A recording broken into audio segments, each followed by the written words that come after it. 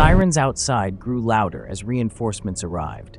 2 armored vans pulled up to the central bank's entrance, and heavily armed officers began to fan out across the perimeter.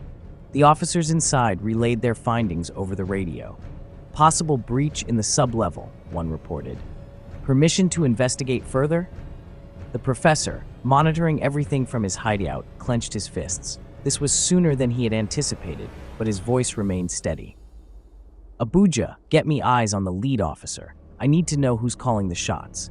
Abuja, now blending into the growing chaos outside, scanned the scene. SP Adetokunbo, he said quietly into the comms. She's sharp, not someone who'll back down easily. The professor's tone hardened. Then we buy more time. Calabar, can you trigger a false alarm in another section of the bank? I'm on it, she replied, her fingers flying over the keyboard. Moments later, a fire alarm blared from the east wing, sending the officers scrambling in the wrong direction. That'll keep them distracted for a bit. Below, the team pushed forward. The machines were running at full speed, printing stacks of naira as Onicha loaded them into secure containers. We've got 70% of the target amount, he reported, but we need another hour to finish. We don't have an hour, Kano barked. Move faster. Port Harcourt finished setting the last of the charges around the vault's entrances.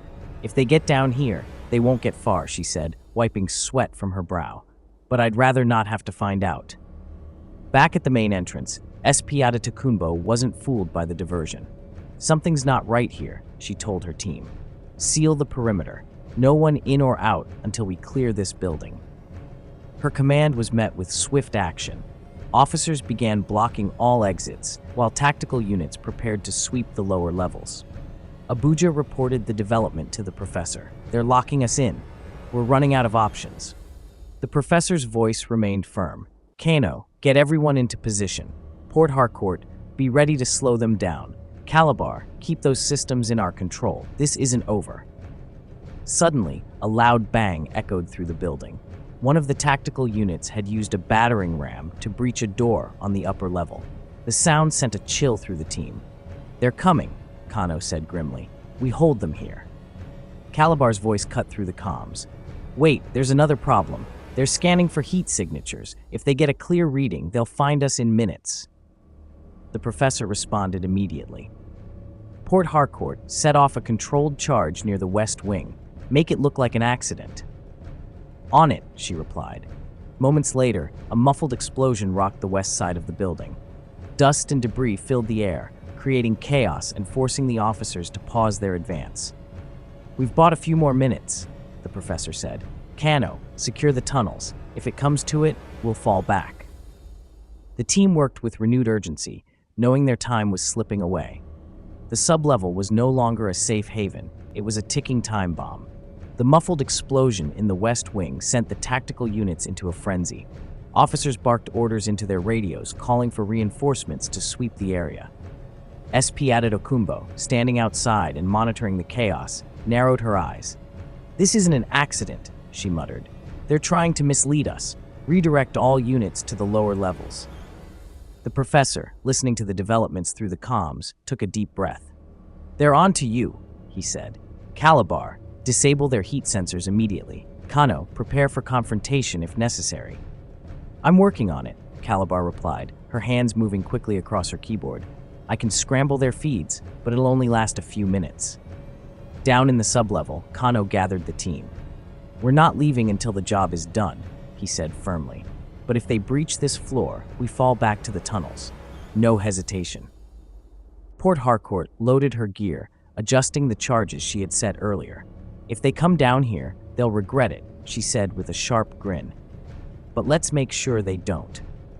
Meanwhile, Abuja continued his role outside, intercepting the officers' communications. Using his smooth-talking skills, he approached SP Adetokunbo directly.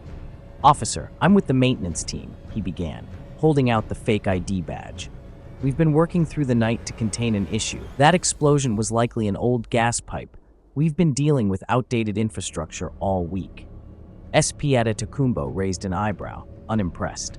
You expect me to believe this is all coincidence? She asked, motioning to her officers. We've got reports of unauthorized activity inside the bank. Which is exactly why we're here. Abuja countered, maintaining his composure.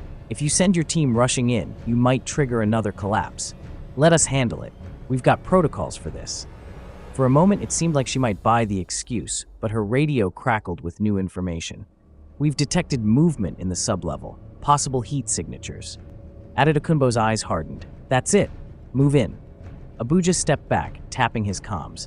Professor, they're coming. I couldn't hold them off. The professor responded immediately. Everyone, listen carefully. Phase 3 begins now. Calabar, seal all entrances to the sublevel. Port Harcourt, be ready to delay their advance. Kano, ensure Onitsha has the money loaded. This is our last window.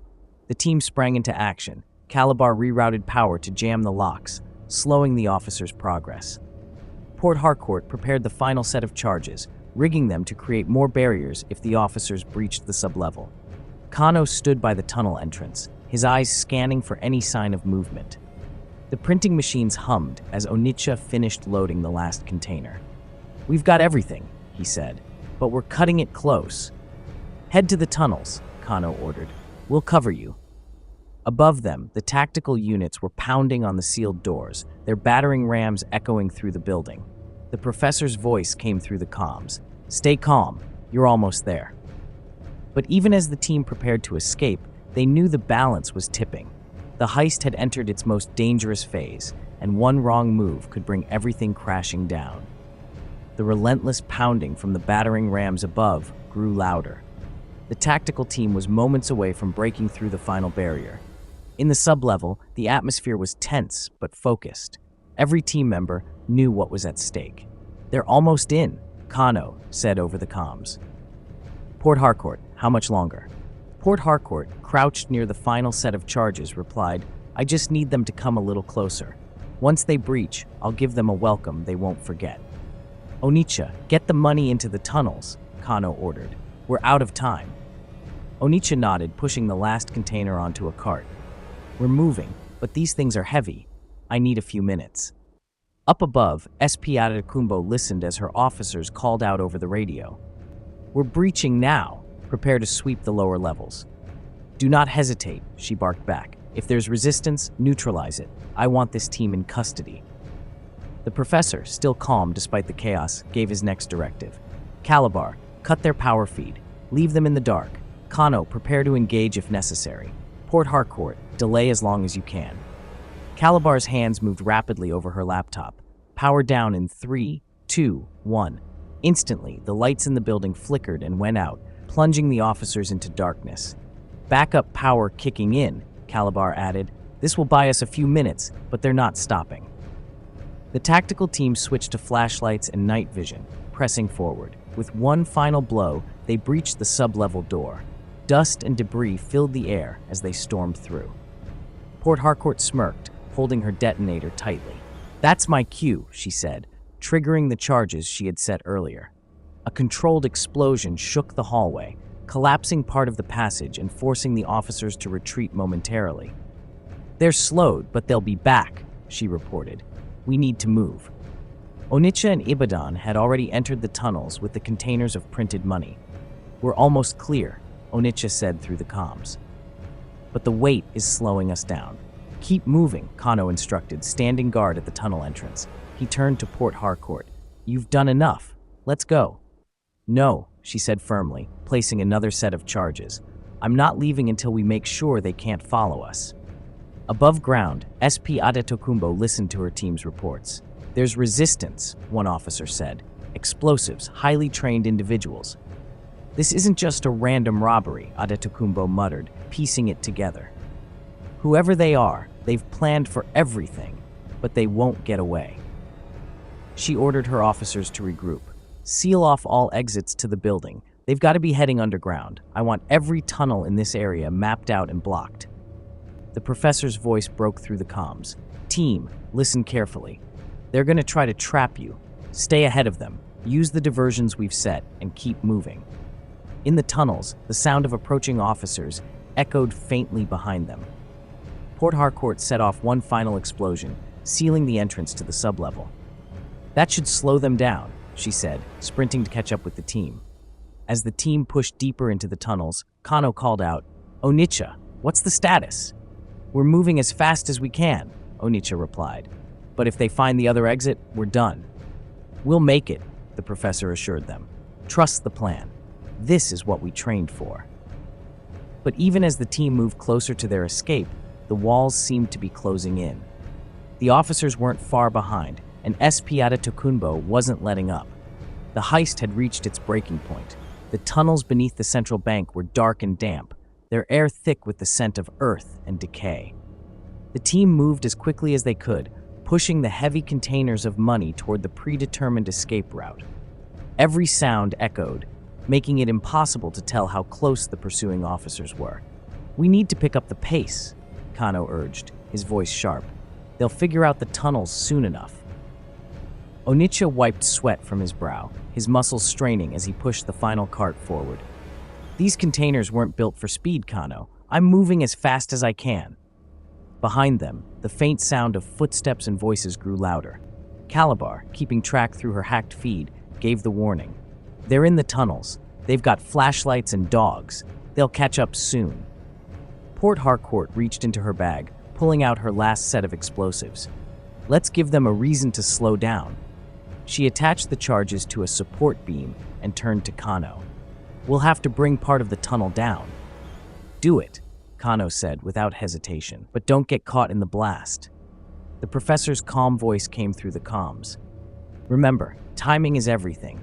Keep moving while Port Harcourt sets the trap. Onicha, how far are you from the exit? About 300 meters, Onicha replied, but we need more time. Then we'll buy it, Kano said, positioning himself to cover Port Harcourt as she worked. Above ground, SP Adetokunbo received updates from her team. We've tracked them to the tunnels, an officer reported, but they've rigged it with explosives. Progress is slow. Keep pressing forward, Adetokunbo ordered. Block all known exits in the area. If they escape, it'll be through the tunnels. In the tunnel, Port Harcourt activated the detonator. Fire in the hole, she shouted, sprinting toward Kano as the charges went off. The explosion was deafening, and a section of the tunnel collapsed, creating a thick wall of debris between the team and the pursuing officers. That'll hold them for a while, she said, coughing from the dust. Let's move. As the team pushed forward, Calabar's voice broke through the comms again. Bad news. They've blocked the primary exit. We'll need to use the secondary route. That'll take us off course, Onicha protested. We'll lose time. We don't have a choice, the professor interjected. Follow the new route. I'll guide you. The team adjusted course, heading deeper into the maze of tunnels. Every step felt heavier as the weight of the money and the pressure of the chase bore down on them. Kano took the lead, his military instincts keeping him alert for ambushes. Port Harcourt stayed at the rear, her eyes scanning for any sign of the officers breaking through. Outside, SP Adetokunbo grew more determined. They're desperate, she said, studying the maps of the tunnel system. Desperation makes people sloppy. We'll catch them. The professor, watching the unfolding chaos through his surveillance systems, spoke with quiet resolve. Stay calm, he reminded the team. They think they're closing in, but they're still playing our game. But even the professor couldn't deny it. The window was closing. The team had to reach the surface soon, or they'd be trapped underground. The team followed the new route deeper into the tunnels. Each turn felt more treacherous, the air growing colder and more suffocating with every step. The sound of the pursuing officers was now faint but still present, a constant reminder that the danger was far from over. The secondary route connects to an abandoned depot, the professor explained through the comms. It's not as direct, but it's safer for now. Once you reach the surface, Onicha's vehicles will be waiting. Safer doesn't mean safe, Kano muttered, taking point. Keep your eyes sharp. The group pushed on, the containers of printed money groaning under their weight. Onicha checked the straps securing the bundles. This stuff's heavy, he said, but it'll be worth it if we make it out. As they approached the final stretch of the tunnel, Calabar's voice came through with a grim update.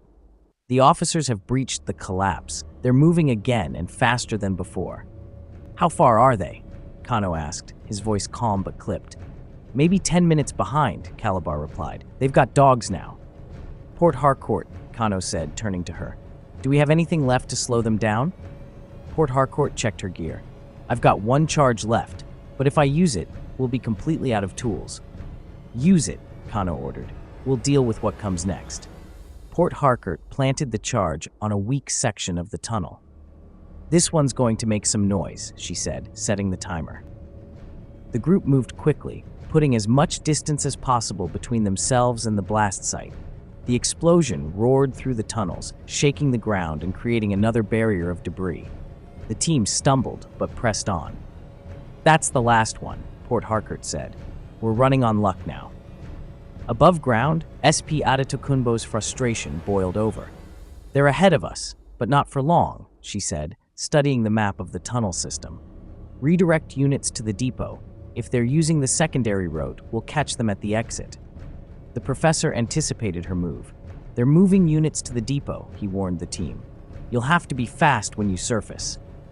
Faster isn't the problem, Onicha said. The problem is how we're going to get these containers out in the open without being spotted. The professor's response was sharp. That's where trust comes in. Trust the plan. As the team reached the end of the tunnel, the faint light of the surface filled the space. Onicha wiped his brow. We're close. Kano signaled for the group to halt. Everyone stay sharp. The hardest part is still ahead. Outside, vehicles rumbled near the depot, and the sound of barking dogs echoed in the distance. SP Adetokunbo's voice crackled through police radios. They're coming out here. I want every angle covered. Inside the tunnel, the professor's voice steadied the team. This is it. Execute the final phase. No mistakes. The team braced themselves as they prepared to face whatever waited for them on the surface. The faint light at the end of the tunnel grew brighter as the team emerged from the underground passage. The abandoned depot was eerily quiet, the kind of silence that promised trouble. Onicha's trucks were hidden behind piles of rubble, engines idling, ready to move. We're here, Onicha reported, but something feels off. Calabar, still monitoring the police channels, confirmed his fears. The depot is surrounded. They're closing in from all sides. Kano scanned the area, his sharp eyes catching movement in the distance. Snipers on the rooftops, he said grimly, and a lot more officers than we planned for. Port Harcourt, gripping her empty gear bag, muttered, We're out of explosives. This is going to be a fight. The professor's voice cut through the comms, steady as ever. Stick to the plan. Load the trucks and prepare for an alternative escape road. Onicha, how quickly can you move? 5 minutes to load, Onicha replied. But we don't have 5 minutes. Kano stepped forward. I'll buy you time. Get the money into the trucks. No heroics, Kano, the professor warned. This is a team mission. No heroes, just a soldier doing his job, Kano said, his voice resolute. He moved toward the depot entrance, signaling for Port Harcourt to cover him. Stay sharp. They'll try to take us alive. As the team began loading the money, the first officers moved in. Flashlights cut through the dusty air, followed by the bark of orders. This is the police. Come out with your hands up. Abuja stepped out from behind the truck, his hands raised, a calm expression on his face. Officers, let's talk, he said, his voice loud and commanding. No need for anyone to get hurt. SP Adetokunbo stepped forward, her eyes narrowing as she sized him up. You've got nowhere to go, she said. Drop whatever you're doing, and we'll settle this peacefully. Peacefully? Abuja countered, a sly grin forming. You've got half the force out here for what, some misplaced maintenance workers? Seems like a lot of effort for a misunderstanding. Adetokunbo didn't flinch.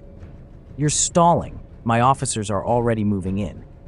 Abuja kept talking, using every second to give the team more time. Stalling or negotiating? If you really want to avoid a scene, maybe we should talk terms. Meanwhile, Kano and Port Harcourt held their positions, watching as the officers advanced. They're testing our defenses, Kano said. If they get closer, it's over. Then let's make sure they don't, Port Harcourt replied, picking up a steel pipe from the ground. Ready when you are. Behind them, Onicha and Ibadan worked as quickly as they could, loading the last containers into the trucks. One more load, Onicha said, his voice strained. We're almost there. Calabar, still monitoring the situation, gave an update. They've set up a perimeter. We won't make it out without being seen. We don't need to disappear, the professor interjected. We just need enough time to break through. Abuja's voice came through the comms. I've got them distracted, but not for long. Get ready to move. Kano gave the signal to the team. Final positions. Once the trucks start, we move fast. Everyone knows what to do. The team braced themselves. The next few moments would determine whether they escaped with their prize or lost everything. The moment was tense. The trucks were loaded, the team was in position, and the police perimeter was tightening. The faint hum of engines filled the depot as Onitsha started the trucks, ready to make a break for it. "We're out of time," Kano said, his tone sharp. "Port Harcourt, stay with me. Abuja, keep them talking as long as you can." Abuja raised his voice, addressing SP Adetokunbo directly. "Officer, I understand your frustration, but let's not rush into something we'll all regret. My team is unarmed. Let us walk out of here peacefully." Adetokunbo's patience was wearing thin. "You're unarmed, but you're transporting something worth risking lives for. Don't insult my intelligence." She motioned to her officers. "Move in, now." The tactical team began advancing. The professor's voice came through the comms, steady but firm. "Team, execute Plan C. Onitsha, get those trucks moving. Port Harcourt, Kano, create the opening." "Understood," Kano replied. He stepped into view, his hands raised. "I wouldn't do that if I were you," as he warned the approaching officers. Before they could react, Port Harcourt triggered a makeshift diversion. A blinding flash and a loud bang erupted from a pile of debris nearby, throwing the officers into disarray. "That should slow them down," she said with a grin, retreating toward the trucks. "Onitsha, go!" Kano shouted. The first truck roared to life, speeding toward the depot's exit. The officers scrambled, trying to block its path, but the truck plowed through, forcing them to dive out of the way. The second truck followed closely behind, its heavy tires kicking up clouds of dust. "Hold your positions," Adetokunbo barked at her officers. "Don't let them escape." Abuja, still standing near the negotiation point, used the chaos to slip away. He sprinted toward the trucks, diving into the back of the second one just as it cleared the depot. In the commotion, SP Adetokunbo spotted Kano and Port Harcourt retreating toward the tunnels. "Cut them off," she ordered. "They're splitting up." Inside the lead truck, Onitsha gripped the wheel tightly, navigating the narrow, debris-filled path. "We've got a clear shot to the main road," he reported, "but they'll be on us soon." Calabar, monitoring the police feeds, gave her update. "They've called for roadblocks. You've got maybe 3 minutes before they seal the area." The professor's voice came through. "Stick to the route. Use the diversionary vehicle as planned." As the trucks barreled toward freedom, Kano and Port Harcourt stayed behind, drawing the police's attention deeper into the depot.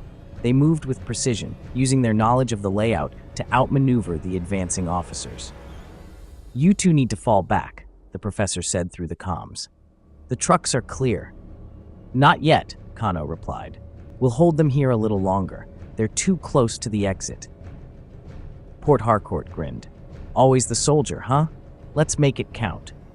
The trucks disappeared into the distance, their taillights fading into the night.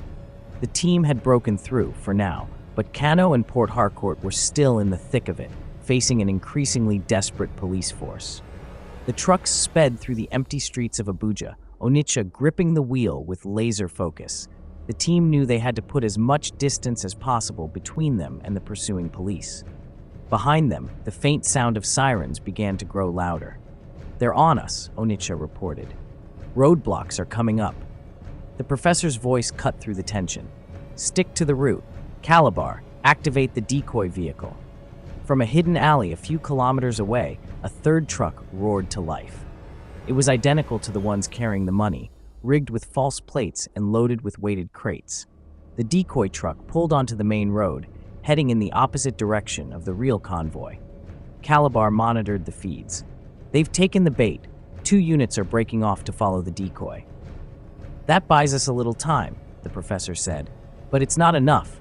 Onitsha, take the next right. Avoid the main road." Onitsha turned sharply, guiding the truck onto a narrower, less conspicuous route. "This isn't on the map," he said, his voice tense. "It's a service road," the professor explained. "It'll get you past the roadblocks, but it's tight. Stay sharp." Behind them, Abuja leaned out the window of the second truck, scanning for any signs of pursuit. "We've still got 1 unit on our tail," he warned. "They're not letting up." Inside the second truck, Ibadan was frantically securing the money containers. "If they catch us, it's all over," he muttered. They won't, Onicha said firmly. Not if I have anything to do with it. Meanwhile, back at the depot, Kano and Port Harcourt continued to hold their ground. Using the debris and tight spaces to their advantage, they created obstacles for the advancing officers. Port Harcourt's makeshift diversions kept the police disoriented, while Kano's precise movements ensured they stayed one step ahead. We can't hold them forever, Port Harcourt said, glancing at Kano. We don't need forever, Kano replied, just long enough for the trucks to get clear.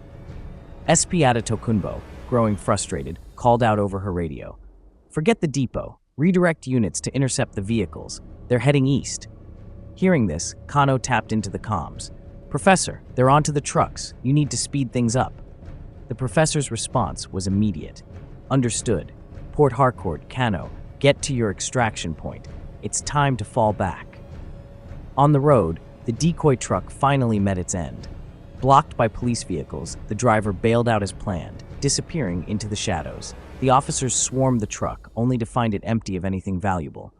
It's a decoy, one officer reported over the radio. The real trucks are still out there. SP Adetokunbo slammed her fist on the hood of her car. Find them. They can't have gotten far.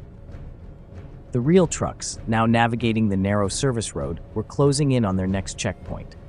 The professor's calm voice guided them. You're almost there. Once you hit the checkpoint, you'll transfer to the secondary vehicles. Onicha pushed the truck to its limits. We're cutting it close, Professor. That last unit is gaining on us. Just keep driving, the professor said. We've planned for this. The team was close, but the finish line was still out of reach. The question now was whether the plan's final stages would hold under the growing pressure. The trucks roared down the service road, their engines echoing in the still night. Onicha glanced at the GPS, the checkpoint only a few hundred meters ahead. Almost there, he said, sweat dripping down his face. But that unit is still on us. From the second truck, Abuja leaned out to check the pursuit. A police SUV was closing in fast, its headlights cutting through the darkness.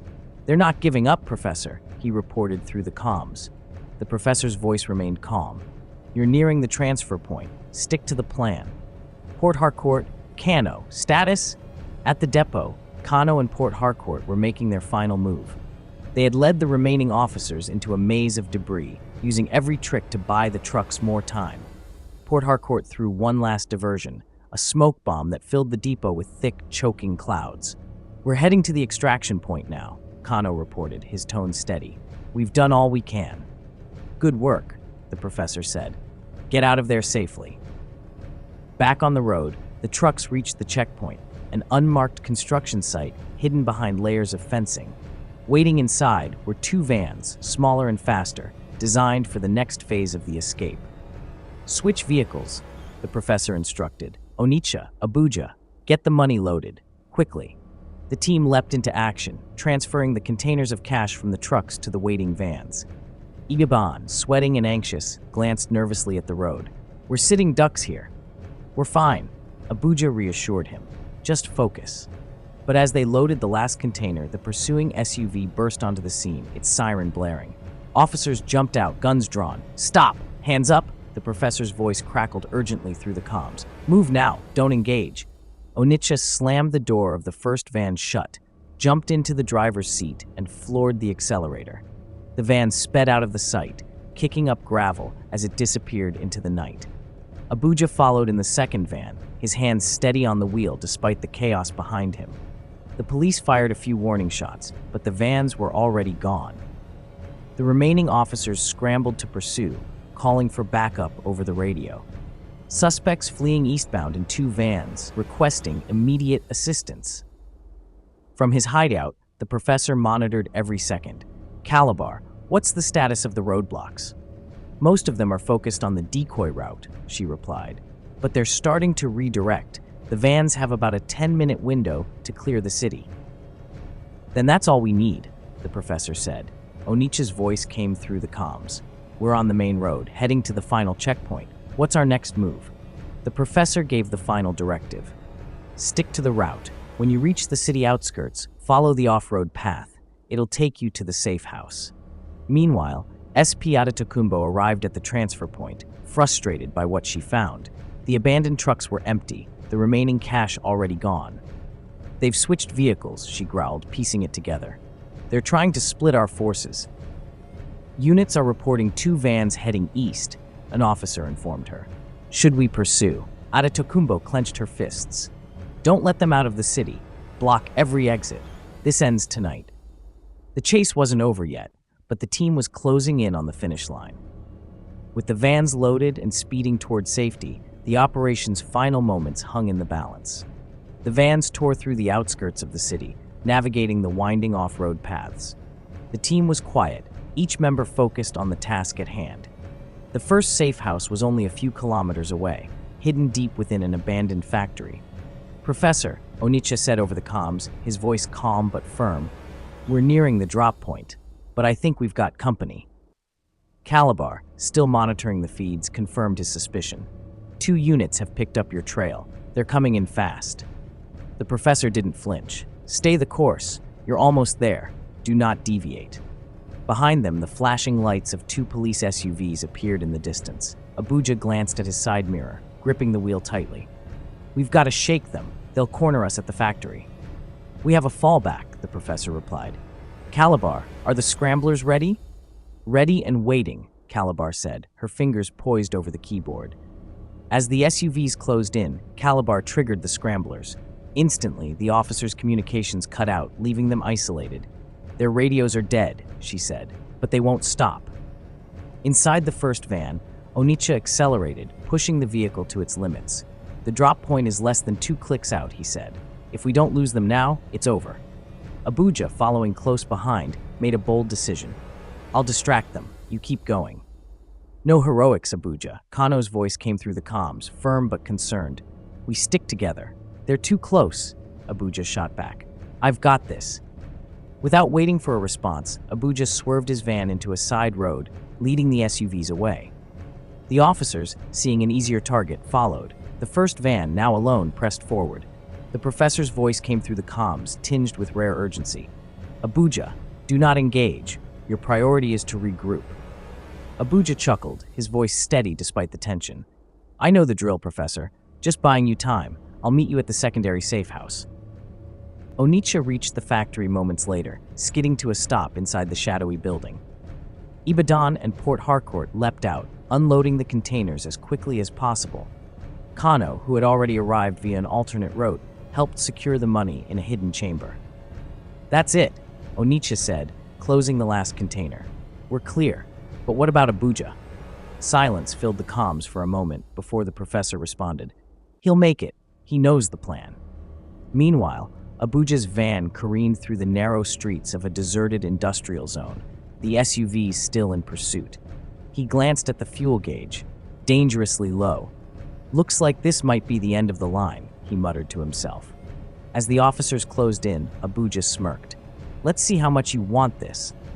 He made a sharp turn, disappearing into the maze of abandoned warehouses. The police vehicles followed, their headlights cutting through the darkness.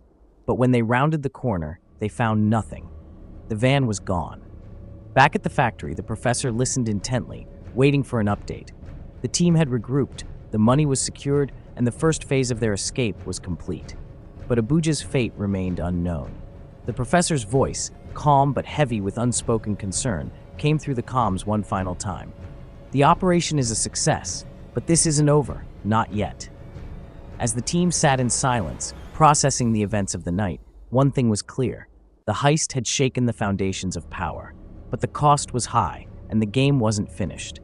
Far away, in a darkened corner of the city, Abuja sat quietly in his van, hidden in the shadows.